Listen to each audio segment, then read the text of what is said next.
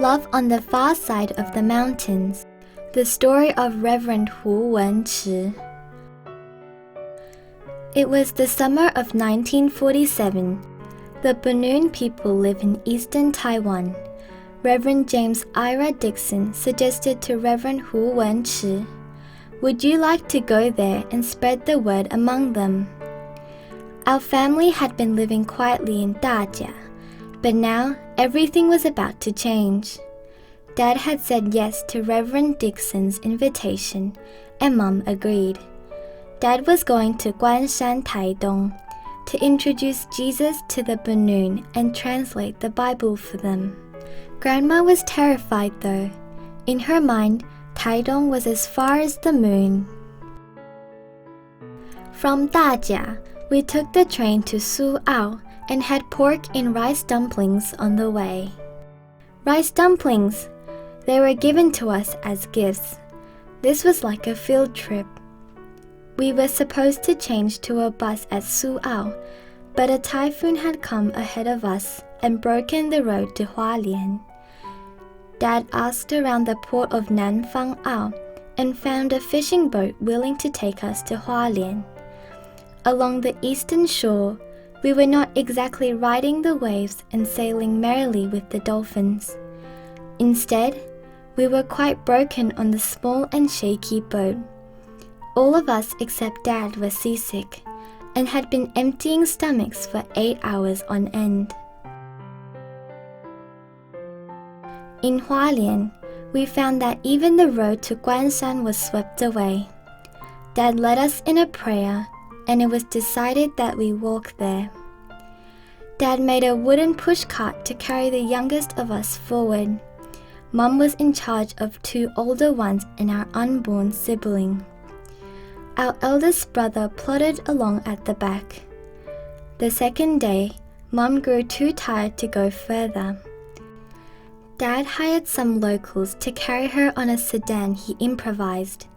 It took us 3 days to reach Guanshan. In Guanshan, Dad visited the Bunun tribes every month. Each trip would take almost 2 weeks. When he was not home, we had only Mom. She told us bedtime stories which were so touching that we cried. Lying in bed, we thought, "Where is Daddy sleeping tonight?" He once told us that sometimes, in a haste to make the destination, he simply trod on some grass and slept by the road. If staying with one of the hospitable Aboriginal hosts, he often got the best spot by the fireplace, with a warm puppy in his arms. Other times, he slept on a hammock above a pigsty, the snores of pigs being his lullaby. "What do you eat in the mountains?" we once asked Dad.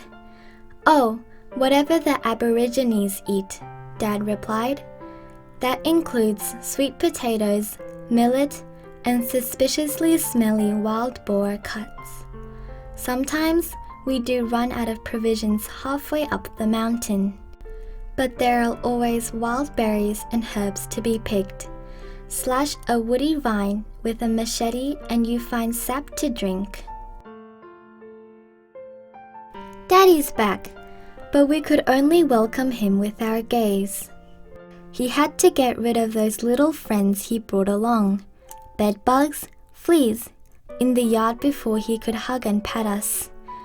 Only then was he updated on who had lost a tooth or who had learned to ride the bicycle in his absence. "Daddy, how far did you go this time?" "Daddy, what did you do?" We had so many questions. One time, Dad told us about a very helpful chief. The chief rang the bell and all the villagers came to his house. Dad could not hide his excitement. They were so interested in the Bible stories that for 3 days and 3 nights they listened and didn't fall asleep. The hymns I taught them, they sang all night long. There were also a tribal police who let Dad and his companions use the station house to preach. The policeman even took upon himself to gather an audience. Some Banoon who were ill or needed help would come down the mountains with Dad.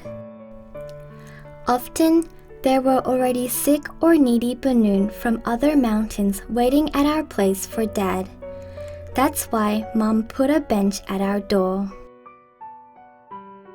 Dad was usually exhausted from his trips, but after some rest, he had lessons to take. A tutor came by our house to teach him the Banoon language. Listen, Dad is humming. So that's him trying to grasp the Banoon polyphony after the music class. Does Dad have PE lessons lined up? I would love to see him race around the tracks with the Banoon. Dad had homework too. We would have liked to do ours with him at his big desk, but Mom never failed to tell us away.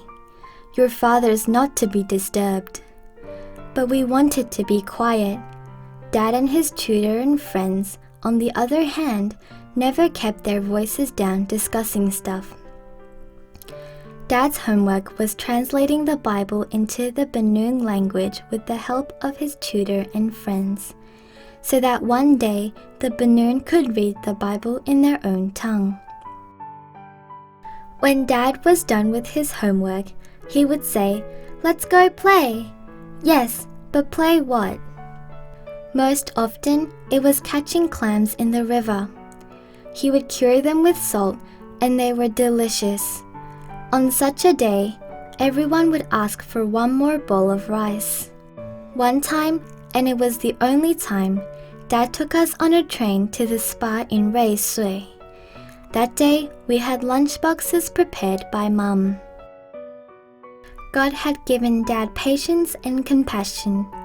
The mountains can now be reached by cars, but in his time, Dad hiked for days just to spread the word, to tell one tribe of God's love. Peak by peak, village by village, the mountains are now teeming with God's people. And that's our Father, a man who loved us and the Banoon people.